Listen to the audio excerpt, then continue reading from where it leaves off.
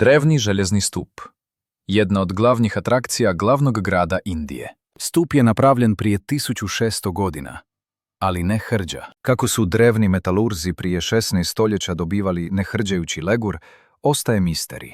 Otkrićemo tajnu drevnog nehrđajućeg čelika. Prusija, vojni grad na obali Baltičkog mora. Izgrađen u 19. stoljeću, vani je topnička baterija, zaštićena debelim slojevima željeza. Metal je stalno izložen morskoj vodi i kišnici, ali metal ne hrđa. Iako je u vrlo teškim uvjetima za metal, obično su slova na metalnim proizvodima izrađena tako da strše tijekom lijevanja. To je mnogo lakše nego kasnije odlamati tvrdi željezo. Urez na stupu u Delhiju je lažan. Napravljen je kasnije. Kolona od željeza u Indiji i ruski vojni grad sagrađeni su od istog željeza, koristeći istu tehnologiju u isto vrijeme. U 19. stoljeću.